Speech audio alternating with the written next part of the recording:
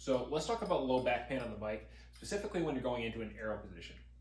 Now, most people usually bring up the bike fit first, but the first thing I'll actually say is if you feel low back pain immediately going into aero and just bending into this position, and it's similar to not only just low back pain, but also maybe some pain down the leg in terms of like numbness, tingling, sharp shooting sensation, you probably have something deeper pathology that needs to be assessed by a professional. So I would recommend getting that checked out before you even go for the bike fitting, which you may also need. The next thing we want to talk about is if it's not immediate, how soon does it come on? If it's a few minutes, then it's probably definitely a bike fit issue. If it takes longer, 30 minutes to an hour, then maybe bike fit plus muscular endurance and fatigue that's limiting you. So let's talk about a couple of things that you really want to look for in your bike fit that are going to give you the biggest bang for the buck in terms of decreasing your back pain. Number one is going to be your saddle. Saddle is the biggest thing that's gonna, the position of it in terms of height and how far forward or back, fore and aft it is gonna be. That's gonna contribute to your back pain. If you're too far back and you're stretched out here, then your back is going to be kind of in this elongated, extended position. That's gonna put a lot of pressure and strain on your back muscles.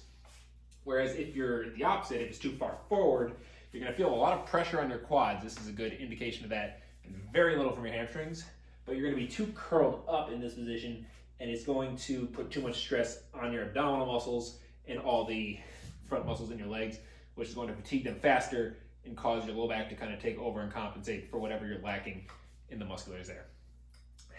So, saddle is first. Next is going to be your actual aero bars. So, are they too far forward in terms of forward and having it too big of a frame? Are your elbows jutting straight out, whereas you're like normally you'd be here for a plank kind of issue, but now they're out here? That's probably more so an issue of the aero bar placement, and the same issue of being too close. If your elbows are closed in here, that doesn't give you a lot of space to have a natural straight back aero position. The other thing about it is how high is your stem coming up? The higher your stem, the less strain you're gonna have to place on your back as you're bending forward, but you're also gonna be less aero. So you see a lot of pros really like slam their stem, get as low as they can to get the most aero position. But if you're not a pro, then your comfort is gonna be the way you're gonna go the fastest. So try to play that happy medium between, okay, I'm aero enough, but I am not going to place too much strain on my back by being too low and too much into an aggressive position. Now, from there, the next thing we can talk about is once you've got that dialed down, why does your back still hurt going on longer into races? That's usually a muscular fatigue and endurance issue. So what I'm mainly looking at is, one, abdominal muscles to make sure that I can maintain this position comfortably. And I'm not squeezing my abs like crazy, but they are kind of having a passive tension here that keeps things in position as I need. Next is gonna be my glutes and my quads. Once I start pushing up a lot of watts, maybe I'm going up a hill and I'm getting tired later in the ride, those muscles are gonna fatigue, and you might start seeing more of this kind of motion going on. This is exaggerated, but side to side, playing into your back, where in a fixed position like this, where I'm clipped in, my back doesn't have a lot of room and give to play with, so it's gonna get fatigued and painful really quick. So let's go over a couple of exercises that you can work on to improve that muscular fatigue issue and help you for longer rides. So 3 starting exercises to get you warmed up and activate the muscles that you want turned on during your bike. Like I said, the glutes, the quads, and the abdominals, specifically the lower abdominals. These 3 exercises are gonna be quick and easy to try and get you activated there. First one is just a butt squeeze, where you're literally just standing and squeeze your butt muscles together. Hold that for 5 seconds and do 5 of them. So these are simple to do at any point, like so. The next one, you're going to take a seat on a bench, cross your legs forward and backwards, and you're gonna push them forward and backwards into each other, right? So I'm pushing my back leg forward into my front leg and vice versa, holding that for about 5 seconds. I have my knees bent to slightly less than 90 degrees, And I'm really just trying to focus on squeezing my quads here. 5, 4, 3, 2, 1. Repeat 5 times, and then switch sides.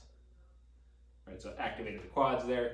The next one is going to be a chair crunch, where you kind of spread your legs out like so. You're going to sit on the same bench, cross your arms, come forward, and then reach opposite elbow to opposite thigh. And I'm focusing on squeezing and tightening that lower ab muscle down there, holding for 5 seconds. I'll do this 5 times on each side.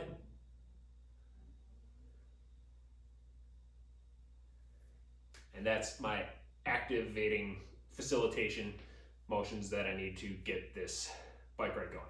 So after that, if I'm warming up to go straight into a bike ride, I'll do a couple of crossover lunges, just looking like this.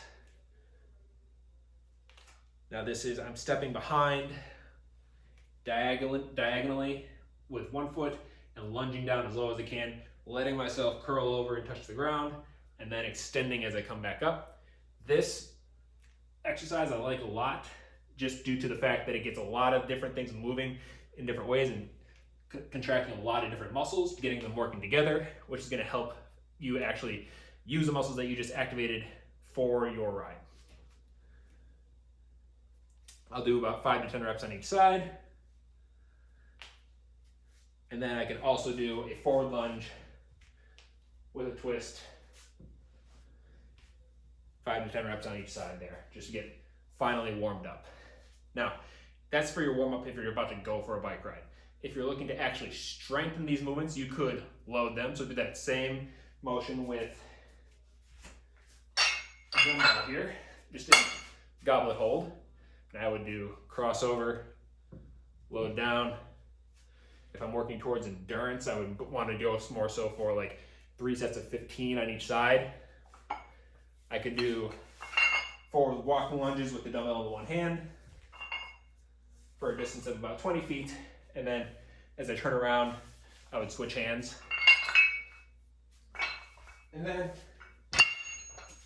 another good exercise to work on in the endurance of that would be front or back squats using a barbell like so. So just so you can see, this would be front squats, squatting down as low as I can tolerate, really getting use out of my quads, my glutes, and my core the more I load this up. Again, we're aiming for about 3 sets of 15 there, if endurance is your goal.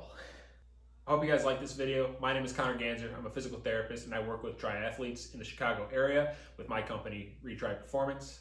If you want more, I have exercise demonstrations as well as other videos on my channel or a Facebook group where I post my videos and answer questions that I have a link for in the description. And if you have interest in working with me, I also posted a link to my website where you can get in contact with me. Well, let me know. Have a good day, guys.